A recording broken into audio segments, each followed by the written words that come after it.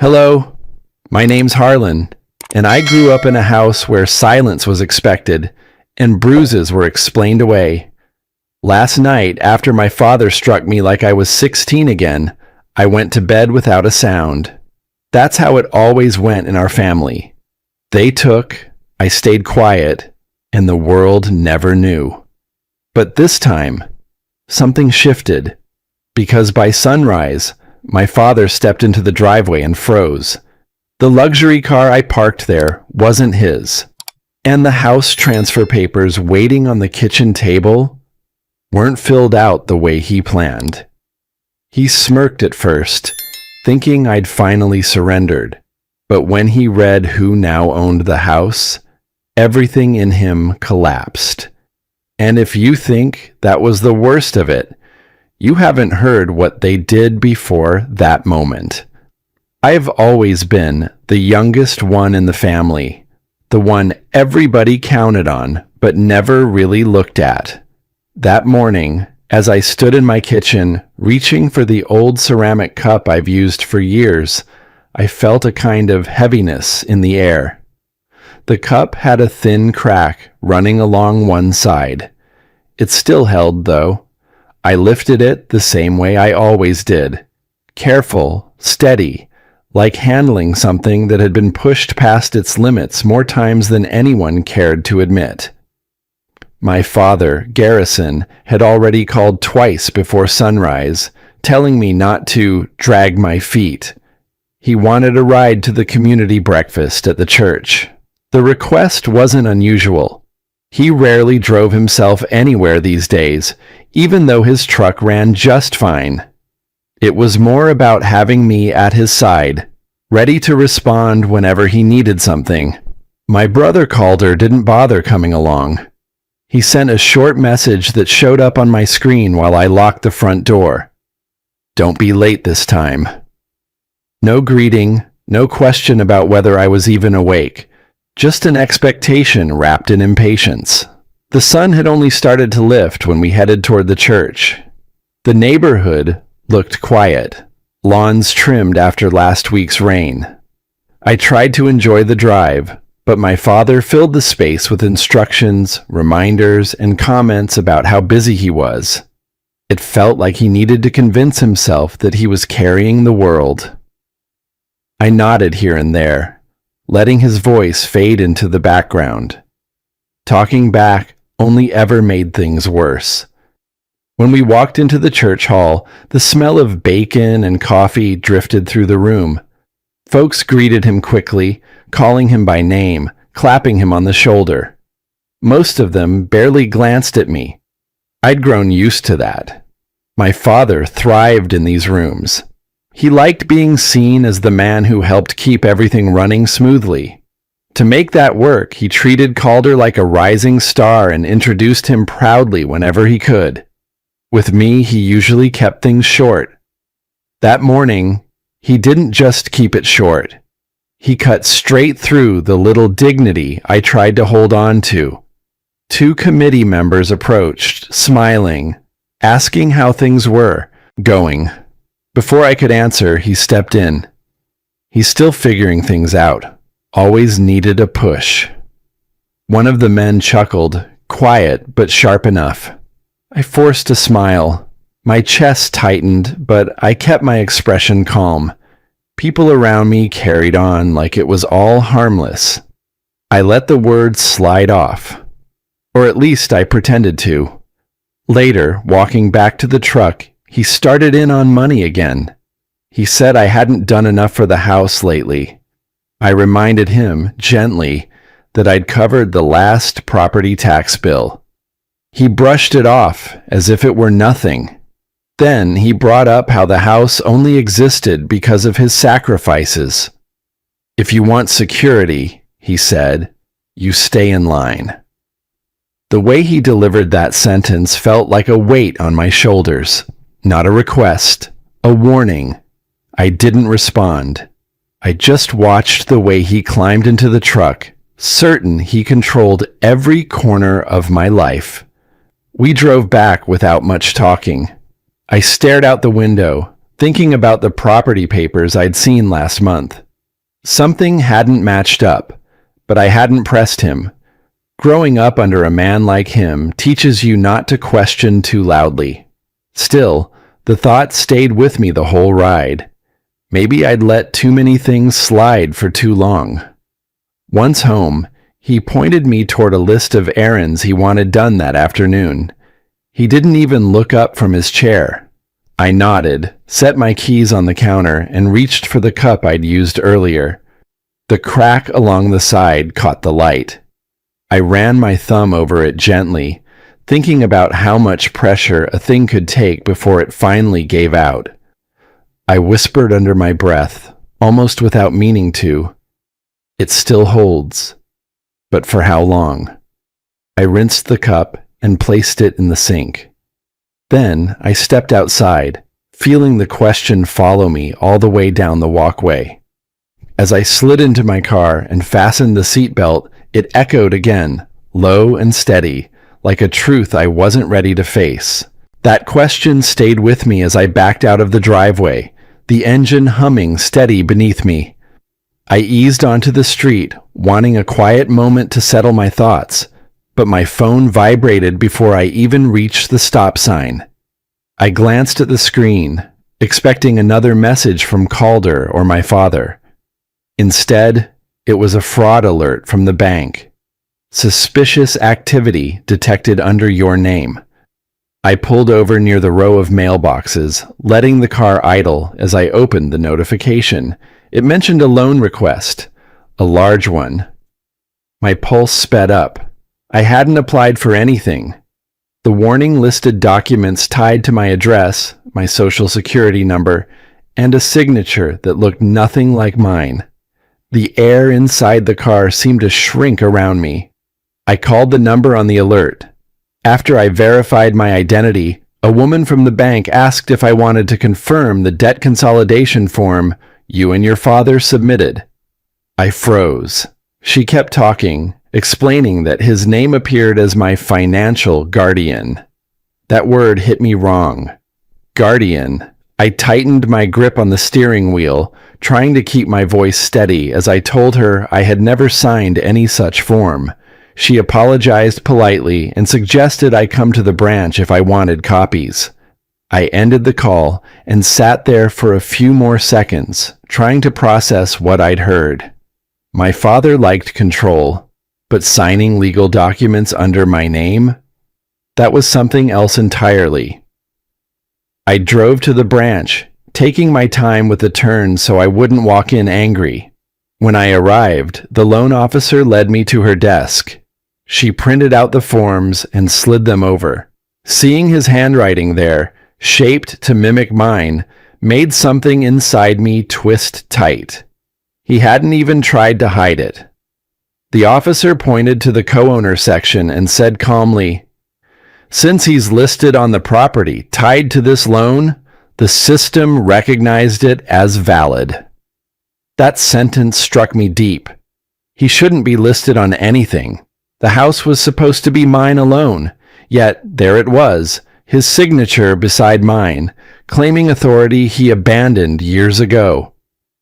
I thanked the officer and stepped outside, walking back to my car slowly, feeling my chest grow heavier with each step. On the drive home, I replayed every conversation we'd had about the house, every comment where he implied it wasn't really mine, every hint that he controlled more than I realized.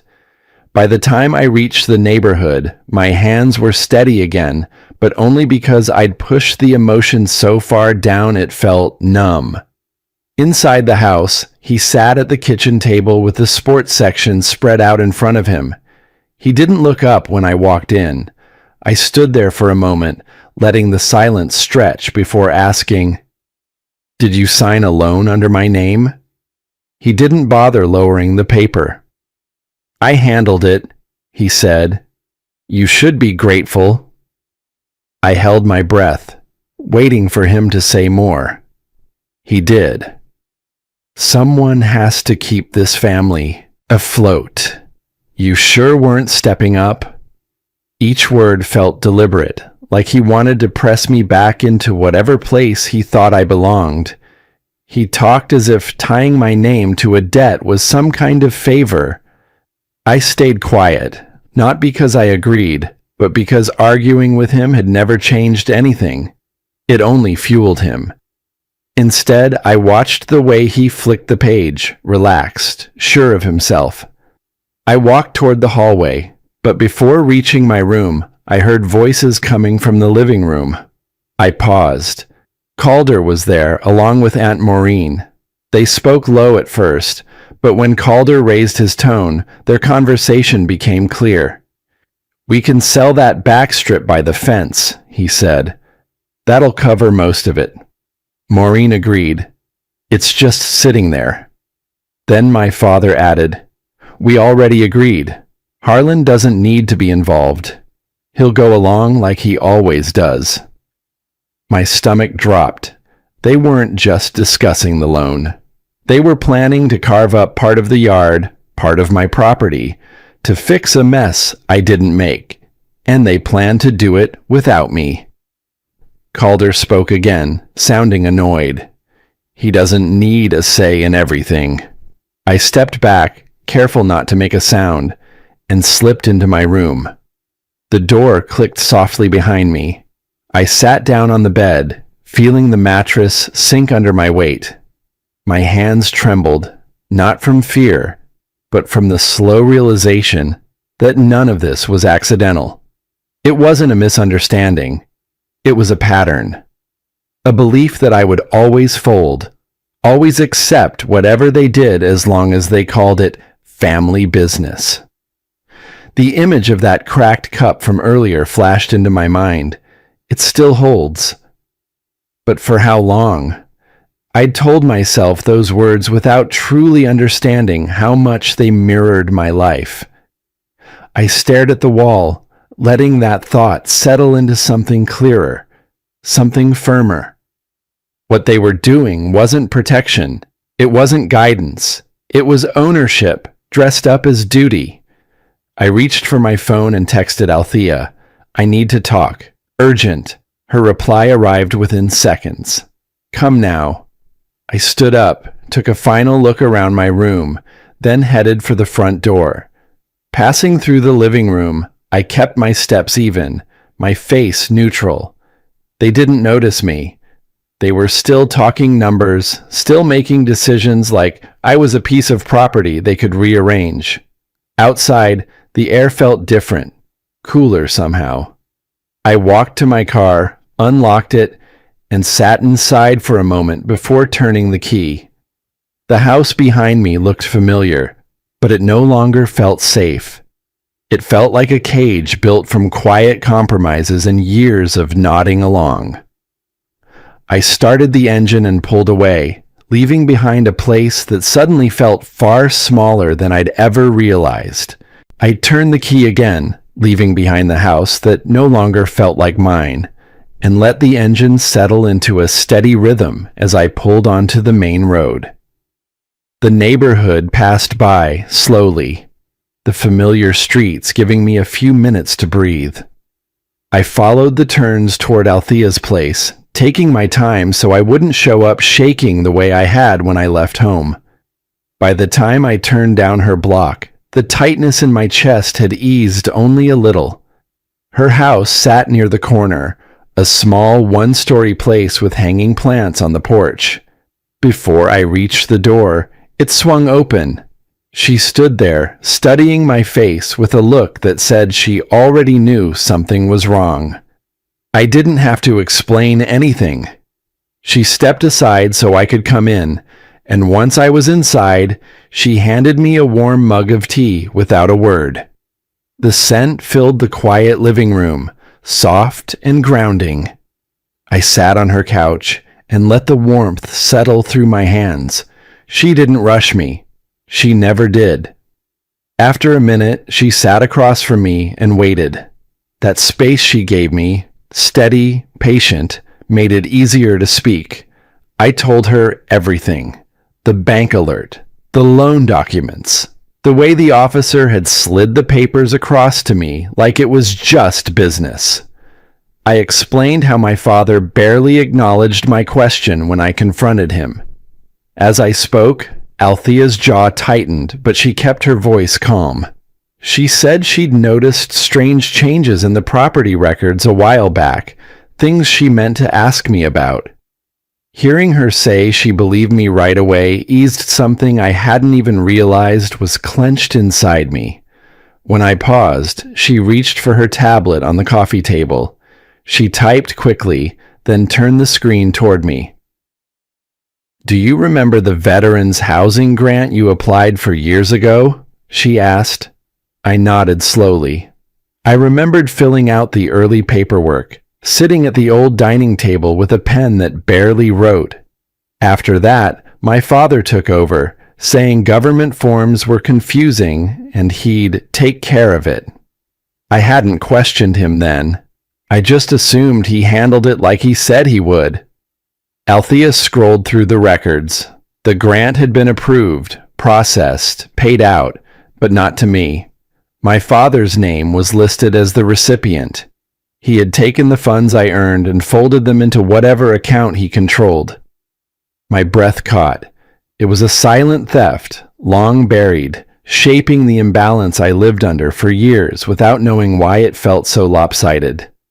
My hands began to shake, not wildly, just a quiet tremor that ran through me. Althea reached over and placed her hand on my arm, steadying me without saying anything unnecessary.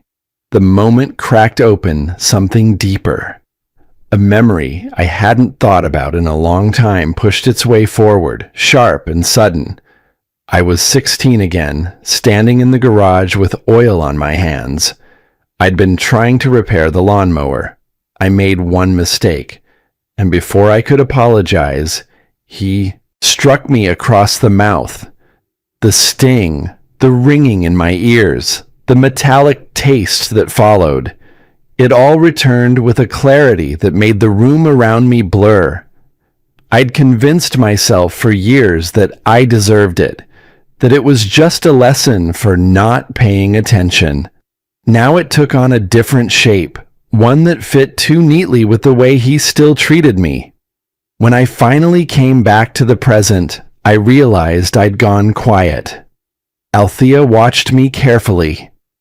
"Did he hit you again?" she asked. I shook my head. "Not this time." My voice felt strange, like it belonged to someone else. Then the words I'd avoided for decades slipped out. It wasn't the first time. Saying it made my chest feel lighter and heavier at the same moment. Lighter because it was the truth.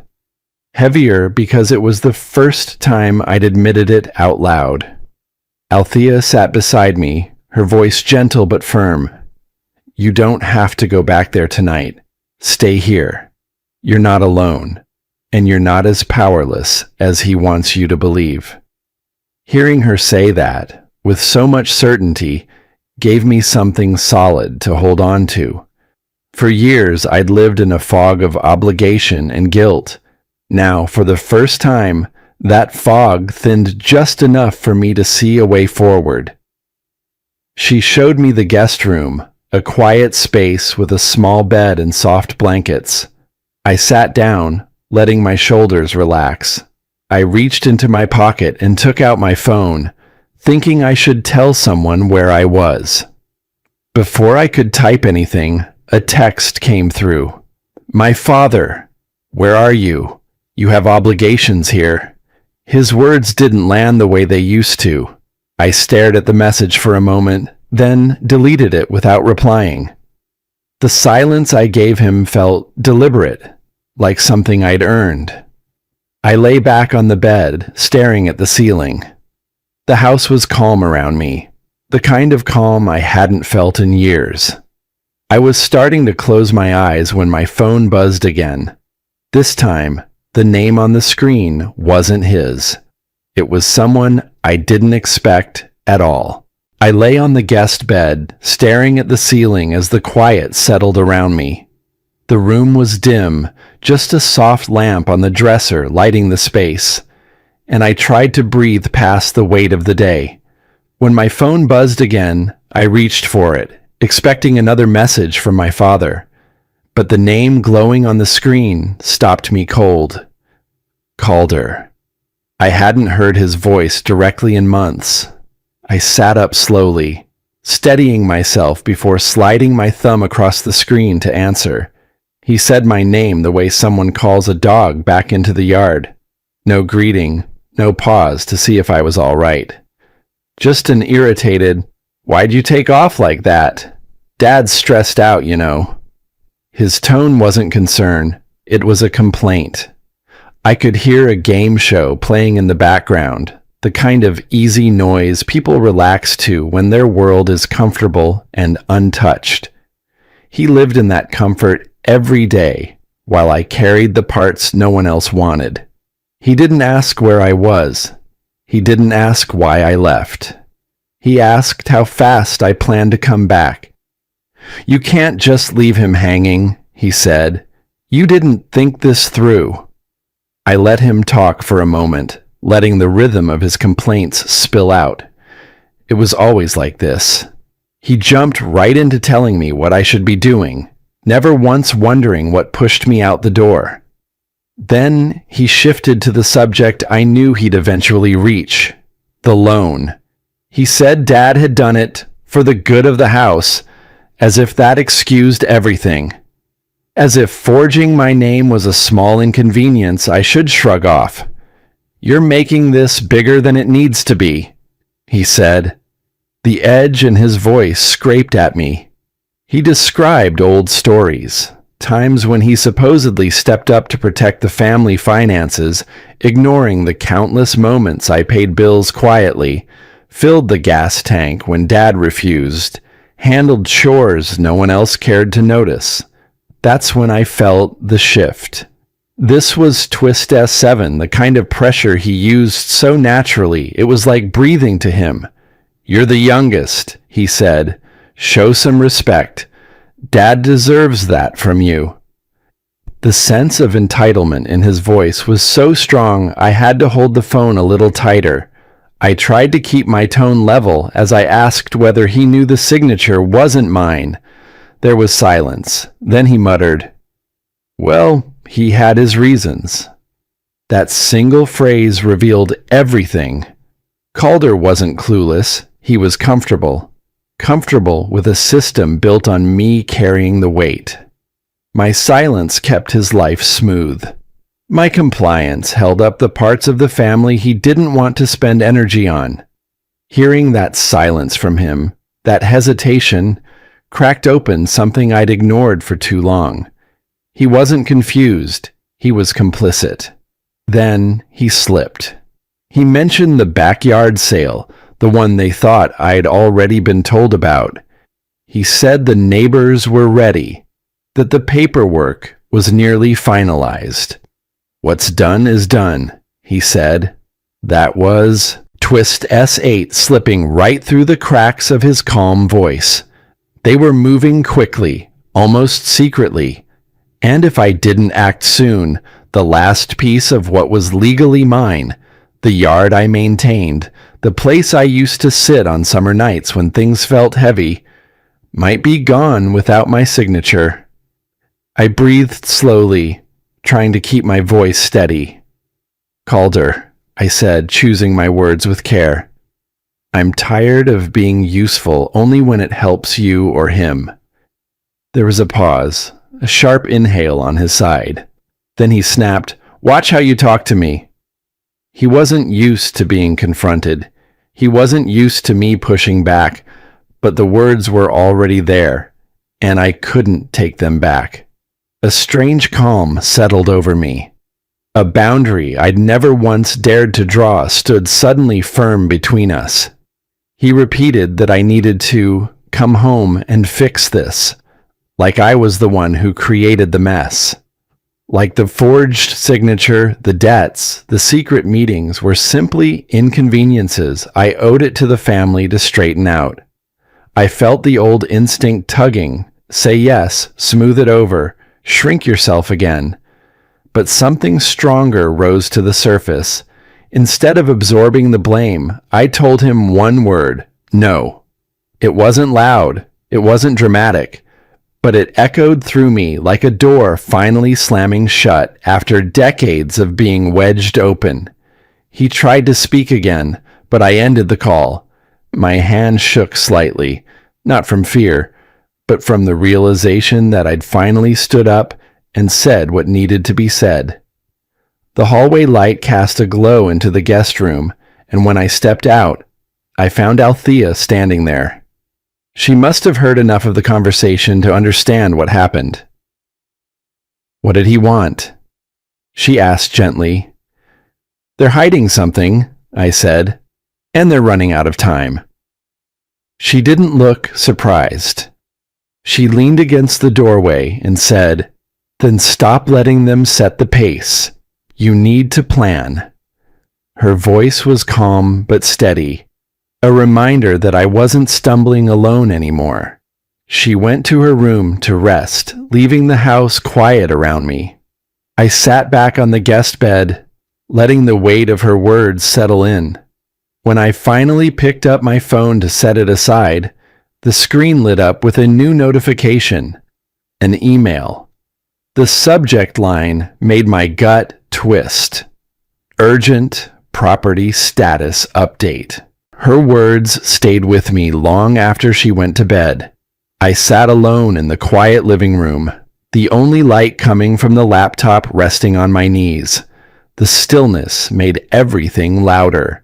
The hum of the refrigerator, the soft ticking of a wall clock, the tight rhythm of my pulse. I told myself I'd just check my email once more before trying to rest. That was when I saw it. The subject line hit me so hard I forgot to breathe for a second. Urgent property status update. I clicked it open slowly, like handling something that might break. The county records portal loaded in pieces, the screen glowing a harsh white against the dark room. At first, I thought I was reading it wrong, a small alert about a change tied to the deed. My first instinct was to assume it was a glitch. These systems make mistakes all the time. But the timestamp was recent, filed within the last day. Someone had been working fast. Someone who knew I wasn't home. My chest tightened as I navigated deeper into the file. The more details appeared, the colder the room felt. I saw my father's name listed under a new filing, an adjustment that affected ownership priority. It hadn't fully processed yet, but the intent was clear. He'd tried to shift control before I could get in his way. I searched for my own name. When it finally popped up, it was pushed down, still present, but no longer primary. Like someone had decided I was optional. I leaned back, stunned. All the times I stepped aside to keep peace, they came flooding back like scenes from a movie I never wanted to be part of. Letting Calder take credit for work, I did. Covering bills quietly so Dad could brag about being the provider. Biting my tongue every time I felt something wasn't right.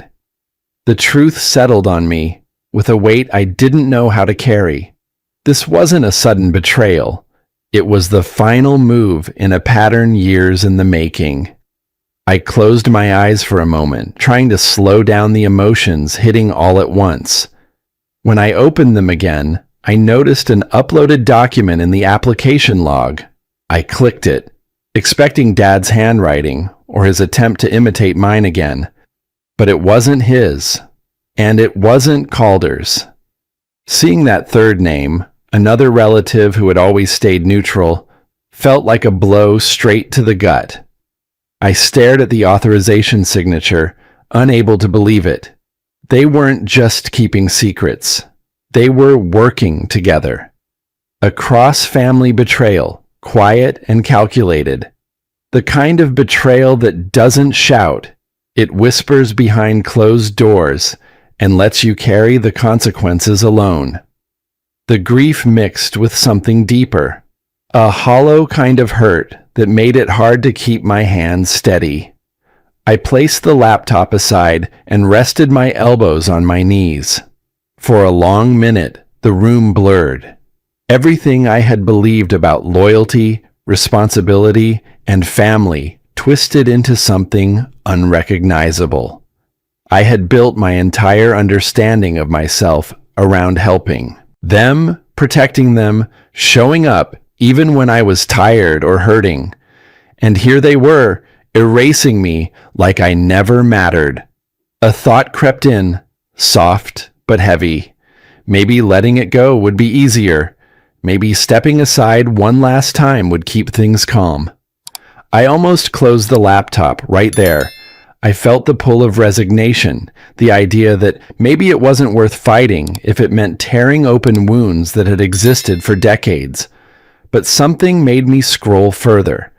A comment, careless, small, probably meant only for the internal file, sat next to the submission. He won't notice. He never pushes back. My jaw tightened. Those words struck deeper than any signature or document. That wasn't just control. That was contempt. A belief that I didn't matter enough to object. That quiet ember inside me, the one that had flickered earlier in the day, caught fire. Not a wild blaze, but a steady burn. A clear sense of what had been done to me and what I needed to do next. I wasn't ready to march into the house and confront anyone. I wasn't ready to shout or accuse. That would only hand them what they wanted. Proof that I was unstable, emotional, unprepared. What I needed was a plan. I printed the documents, each page sliding out of the printer with a soft hum. I highlighted the areas that mattered. The filing timestamp, the adjusted ownership priority, the unexpected signature. I kept everything in a neat stack on the coffee table and sat back, breathing a little deeper. They thought I'd never see any of it. They thought I'd stay quiet, as always. They were wrong. Sleep never came. I sat there, watching the first pale line of dawn slip through the blinds. When the sun finally pushed its way across the sky, I knew exactly where I needed to go, and who I needed to speak with before anyone had the chance to interfere. I didn't sleep at all. The sky was only beginning to pale when I finally stood up from the couch. The papers I'd printed last night stacked neatly beside me. The house was quiet, the kind of quiet that presses against your chest. I shrugged on my jacket, gathered the folder, and stepped into the dawn air. I knew exactly who I needed to speak with before my family had the chance to twist anything further. The streets were mostly empty while I drove, and the early light washed everything in a muted gray. It suited the mood, tension under control, no panic, just a steady thrum in my chest. I parked in front of the county office before most employees had arrived. A janitor propped the front doors open, and a few staff members walked in with coffee cups and half-opened eyes. I held the folder close as I followed them inside. At the counter, an older clerk, Ms. Porter, greeted me with a polite, practiced smile. I explained why I was there, quietly placing the documents in front of her. Her eyes narrowed as she scanned them, then she pulled up the electronic file. The way her expression shifted confirmed everything I already feared. She tilted her head slightly and asked if I had personally authorized the filing. No, I said, steady, clear. Her lips tightened. She looked at the document again, then back at me with sympathy she didn't try to hide. She said the changes weren't finalized yet, but in 2 days they would be locked, and reversing them afterward would require formal litigation. Hearing a stranger put the betrayal into official terms made it feel sharper, colder. I nodded because words weren't coming easily. She guided me through filing a freeze on the request. It wasn't dramatic, just signatures, printed sheets, and her reassuring tone explaining that the freeze would halt everything until further review. She urged me to keep my copies safe in case someone challenges it. The warning carried weight. Families got messy over far less, and she'd clearly seen worse. By the time I stepped outside again, the sun had risen fully, warming the pavement. But the calm didn't last long. A familiar rumble cut through the air before I saw it. Dad's old truck barreling into the parking lot so fast it jolted to a stop. He swung the door open hard enough that it bounced back. My whole body tensed, but I didn't move. He marched toward me with quick, angry strides, his voice already rising. Someone must have notified him the moment I filed the freeze. His face was red, twisted with a fury I knew well. This was no accident. This was deliberate. Direct aggression aimed squarely at me. "What do you think you're doing?" he snapped. "Dragging our business out in public? You trying to embarrass this family?" His voice echoed across the concrete, and a few people turned from their cars. I stayed still, folder in hand. He didn't lower his voice. He wanted a scene. He jabbed a finger toward my chest, not touching me, but close enough to feel the heat of his anger. "You've always been like this," he said loudly. "Unreliable, soft, a disappointment. No wonder your mother couldn't stand it." The words hit, but not the way he intended. They didn't crush me. They exposed him. Every stranger in that lot saw exactly who he was in that moment. I felt the heat rise to my cheeks, but it wasn't humiliation. It was clarity. I took a slow breath and stepped back, creating just a little space. When I spoke, my voice was low but carried enough to be heard. "You committed fraud, Dad." Everything went silent. Even he froze. For a second, his expression shifted, like he couldn't believe I'd said it aloud. His hand, still elevated, dropped to his side. He looked smaller than I expected, still dangerous, but shaken by the one thing he never anticipated: resistance. He tried to regain control. "I did what needed to be done," he muttered, but the conviction wasn't there anymore. Not with the audience, not with my calm staring back at him. "I froze the filing," I told him. "Everything stops here." His jaw clenched so tight I heard his teeth click. The anger simmered hotter, but the uncertainty behind his eyes was new. He wasn't used to being challenged, especially not by me. "Get in the truck," he ordered. "We're talking this through like family." "No," I said. That word had become easier each time I used it. Clear. Unshakable. He looked at me like he didn't recognize me, like the version of me standing there wasn't the one he'd shaped, or thought he had. He muttered something under his breath about fixing this tonight, then stormed back to his truck, yanking the door open. The engine roared as he sped out of the lot. I stood there for a moment, letting the adrenaline settle. My hands were still steady. That surprised me. Driving away from the county office, I watched the road stretch in front of me, a quiet certainty forming in my mind. Dad wasn't just angry, he was panicking. Panic makes people reckless, and reckless people make mistakes. By the time I reached the driveway of Althea's house, the porch light was already on, even though it was broad daylight. Behind the screen door, I saw a shape. Someone waiting. The drive back felt longer than usual. Every mile carried the same thought on repeat. If Dad was desperate enough to chase me down at the county office, tonight wouldn't be calm. By the time I turned onto the familiar street, the sun had slipped low, tinting the houses in a tired orange glow. My hands tightened on the wheel as I pulled into the driveway. The porch light was already on. Dad never turned that light on unless he was preparing for something. It made the house look staged, like a set waiting for its actors. A shape hovered behind the screen door. As I walked closer, I recognized the stance before the face, Broad shoulders, crossed arms, that mix of impatience and worry he never admitted to. Calder pushed the door open and stepped out. "There you are," he said, voice tight.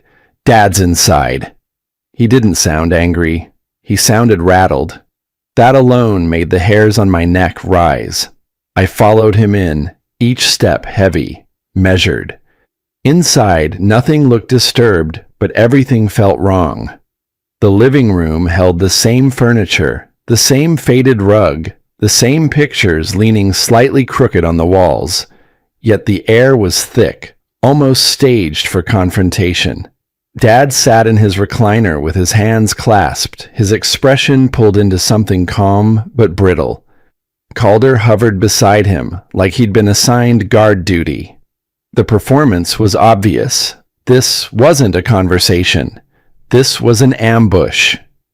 Dad started with a soft voice, the kind he used only when he wanted to disarm me. He talked about family unity, the need to avoid legal trouble, the idea that misunderstandings had gotten out of hand. He even tried to smile. None of it lined up with the man who screamed at me hours earlier. The tenderness was painted on. I took the chair opposite them, sinking into silence. Silence had always been my shield. Then Dad's tone shifted. He grabbed a folder off the coffee table and slapped it down hard enough that the papers inside jumped. When he opened it, I saw printed screenshots of old messages, bits and pieces taken out of context. Lines I'd sent during stressful arguments or late-night frustrations, twisted carefully to build a story that suited him. "You see," he said, sliding the pages forward. "You've been planning to leave this family hanging. We had to protect ourselves." The blow landed, but not the way he wanted. This wasn't proof. This was strategy.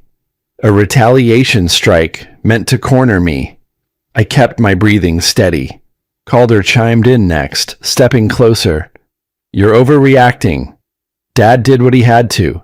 You're making things worse by dragging outsiders into this." Outsiders. That meant the county office, the freeze I filed, the possibility of legal help. Calder stood a little too tall, trying to pass judgment from a place he hadn't earned. The pressure came in waves: guilt, obligation, manufactured disappointment. The same old script.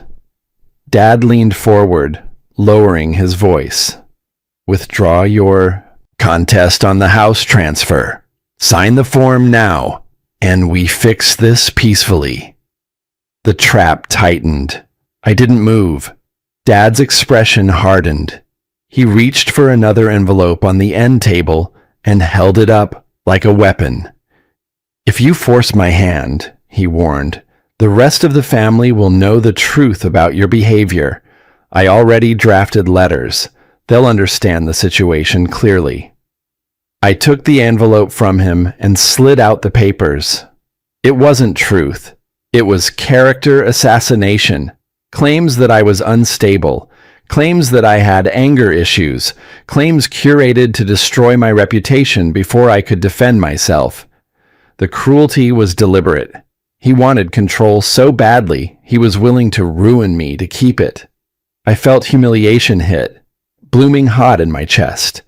But right behind it came clarity, cold, steady.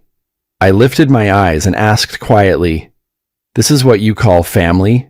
Dad snapped. His voice rose, cracking the calm he'd tried to fake. Calder stepped in, hands up, trying to soften things, but the mask was gone. Dad launched into a rant about sacrifice, everything he'd done for us, how ungrateful I'd become, how my choices reflected poorly on him. The accusations spiraled. He wasn't trying to mend anything. He was trying to win.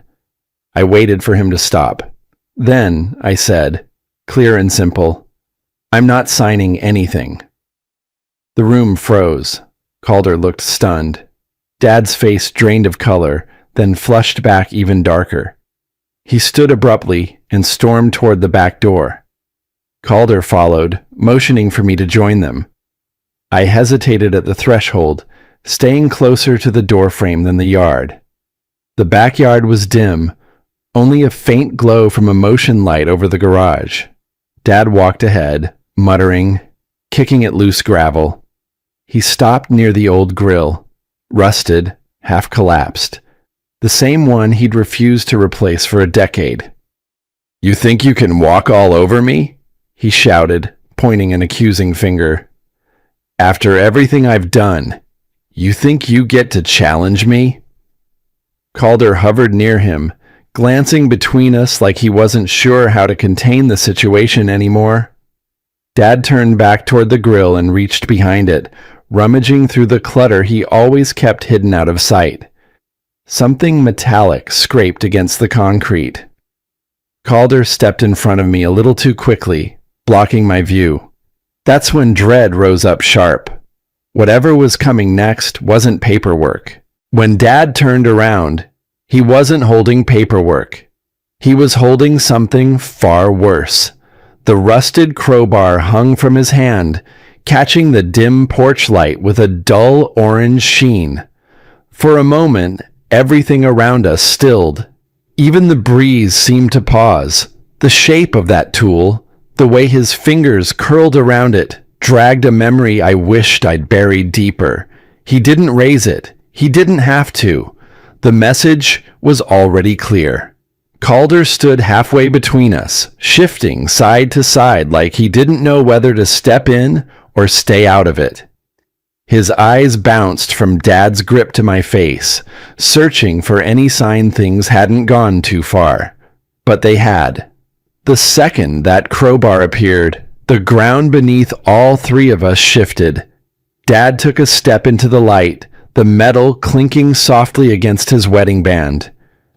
"You pushed me to this," he said, as if I'd left him no other choice.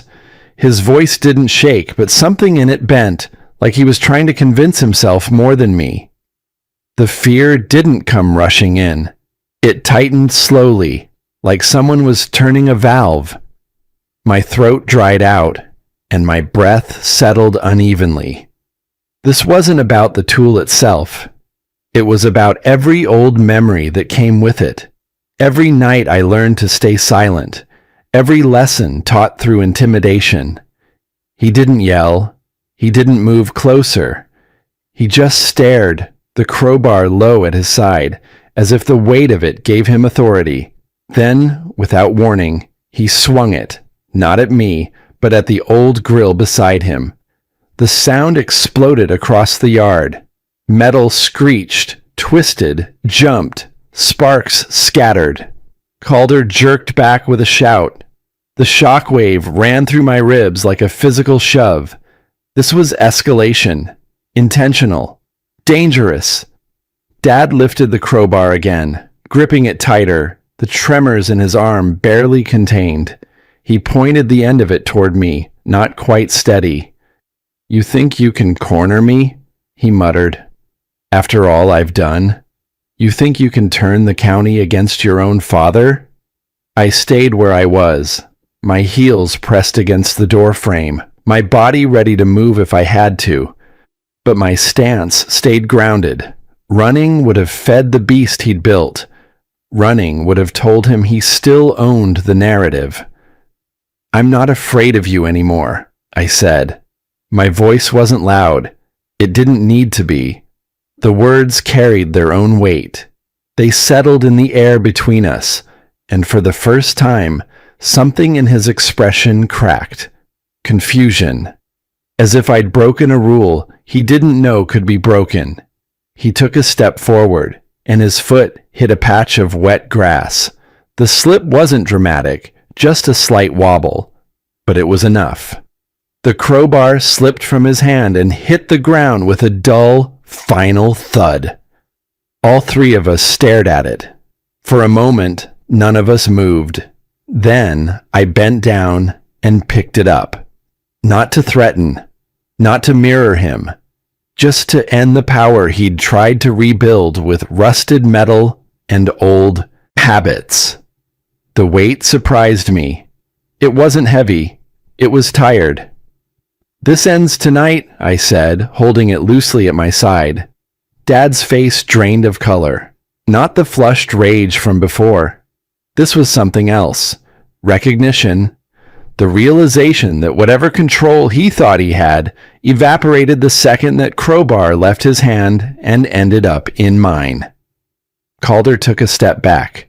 His eyes flicked to Dad like he was finally piecing together a truth he'd spent years avoiding. "Dad, what are you doing?" he whispered. Dad didn't answer. His chest rose and fell with shallow breaths. His eyes stayed fixed on the crowbar in my grip, not because he feared the tool, but because he feared what it symbolized now. The reversal he never saw coming. I let the silence stretch. Then I spoke with the kind of honesty I'd avoided all my life. I told him I'd frozen the deed changes. I told him I had proof of every forged signature, every manipulated document. I told him the lies were over. I didn't shout. I didn't accuse. I didn't threaten. I told the truth. Simple, clean, undeniable, and the truth hit him harder than the crowbar ever could. His shoulders sagged, his jaw trembling as he tried to hold himself together. He looked suddenly smaller, like the years of control and bluster had peeled away, leaving a man who didn't know what to do without dominance. I carried the crowbar onto the porch and placed it against the wall. Far from him, far from me. A boundary set down quietly. "You can deal with the consequences now," I said. "I'm done carrying them." Calder looked at me with an expression I couldn't read, some mixture of guilt, shock, and maybe regret. Dad didn't look at either of us. His gaze stayed on the dirt, frozen, defeated, shaking in a way I had never seen. I turned away first, stepping through the kitchen door and back into the house. My heart still hammered, but my steps felt strangely steady. I collected the documents I'd brought, tucking them neatly into my folder. The house seemed to exhale around me, the walls holding the echo of everything that had just happened. When I reached the hallway, Dad was standing there, not blocking my path, not yelling, not threatening, just standing, his face pale, his hands trembling, his voice silent. For the first time in my life, he didn't have anything left to say. I walked past him, opened the front door, and stepped out into the night that suddenly felt wider than it had in years. When morning came, I wasn't prepared for what waited in the driveway, nor for the look on Dad's face when he realized everything had changed. I had only managed a few hours of restless sleep on the couch, but when the first bit of daylight seeped through the blinds, something inside me nudged me awake, not panic, just awareness. A quiet sense that today wasn't going to play out like any other morning of my life. I stood up slowly, stretching out the tension from the night before. The house was still, too still. I could hear faint footsteps from the hallway, Dad moving back and forth, restless, probably replaying every second of what happened out in the backyard. And as much as that memory tugged at me, I refused to let it anchor my stomach the way it used to. I stepped outside. The cool air hit my face, clearing some of the fog in my head. The driveway looked the same as always, except for one thing. The luxury car I'd parked there last night, the one that suddenly symbolized a life separate from theirs, gleamed under the rising sun. The light bounced off the hood in a way that felt deliberate, almost like a statement. Today, the story was different. Behind me, the screen door creaked open. Dad stepped out, moving slower than usual, squinting as if the world had shifted while he slept. He stared at the car, then at me, and his posture shrank just an inch. Not the towering presence he'd forced himself to be last night. Not the man gripping a crowbar. Just a man trying to understand his own unraveling. "What's this?" he asked, pointing faintly toward the car. There was no fight in his voice, only confusion, and that alone told me how deeply yesterday had shaken him. "Come inside," I said. "There's something you need to see." He followed without arguing. The living room was dim, but the kitchen was bright, the sun hitting the table exactly the way it used to when Mom would fold laundry there. The contrast between memory and reality tugged at me, but I steadied myself. On the table lay the house transfer papers. Not the versions he forged, not the versions he filed behind my back. These were the corrected, legally validated documents reflecting the county's updated decision. Dad picked them up slowly, expecting his own name to be printed in bold letters, expecting to see the victory he fought for with lies, manipulation, and the kind of force he'd used last night. But when he saw the truth, when he recognized whose name was on the line, his face drained of every drop of color. He blinked several times as if waiting for the letters to rearrange into something familiar. Then he lowered the pages and whispered, "No, that can't be right." "It is," I said quietly. He looked at the pages again, hands trembling. I sat down across from him, steady enough to keep the table from shaking between us. "The county froze everything because of the contest I filed," I explained. "Once that happened, they went deeper. They pulled older records. They compared signatures. They checked prior transfers. I watched every word land. They caught things you thought nobody would ever look for." His mouth opened slightly, but no sound came out. His hands tightened on the edges of the pages the way someone grabs a railing during an earthquake. "They reversed the changes," I continued.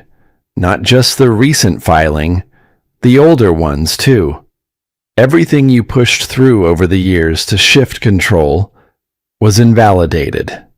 He sat back like the truth had weight, heavy weight. "I'm not taking anything from you," I added. "I'm taking back what was already mine."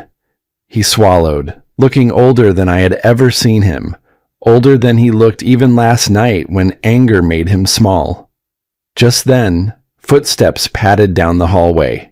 Calder appeared at the doorway, rubbing a hand over his face. He looked from me to Dad, to the papers, and something in him sank. Is that the final copy?" he asked quietly. Dad didn't answer. His jaw worked silently as he stared at the document like it betrayed him personally. Calder stepped closer, the color draining from his cheeks as reality clicked. He looked at me, not defensive, not irritated the way he always was when things didn't go his way, just exposed. "I didn't know," he whispered. "I didn't know he went that far." I didn't flinch. "You knew enough." He looked down, shame filling the corners of his eyes. He opened his mouth to say something else, an apology maybe, but I lifted a hand. "I don't need apologies," I told him. "Not today." Silence stretched between the three of us. Not the old silence, the one filled with pressure and roles and unspoken rules. This silence was different, uncomfortable for them, grounding for me. Then I said what had been forming in the back of my mind since everything started unraveling. "I'm not cutting ties. I'm cutting the cycle." Dad looked up slowly, stunned by the simplicity of the statement. "You want to stay in this house?" I asked quietly. "You can, but it won't be because of fear or control or forged signatures. It will be because of respect." The word seemed foreign to both of them. Dad looked toward the backyard, at the dent he'd put in the grill with the crowbar. The memory flickered across his face. Not pride, not anger, but something close to regret. I remembered being a kid hiding behind that same grill, My small hands pressed to the metal, wishing the world would quiet down for just one night. Now the man who once filled the yard with his anger sat in the shadow of his own consequences. It hurt to see. And yet, something in the hurt felt like healing, too. After a long moment, Dad finally spoke. His voice rasped like he was dragging the words through gravel. I don't know who I am without control. I let the weight of that confession sit there, unchallenged. Then I answered with the truth that had taken me years to be brave enough to say. That's for you to figure out, I said. I'm done carrying it. He didn't argue. He didn't rise to defend himself. He just lowered his gaze to the table, the morning light casting a long shadow over him. I stood, grabbed my keys, and walked toward the doorway. The sunlight outside felt warm on my back, a brightness that felt earned. The car waited in the driveway, steady and silent. My future waited with it. And for the first time in my entire life, I didn't look back to see if Dad was watching.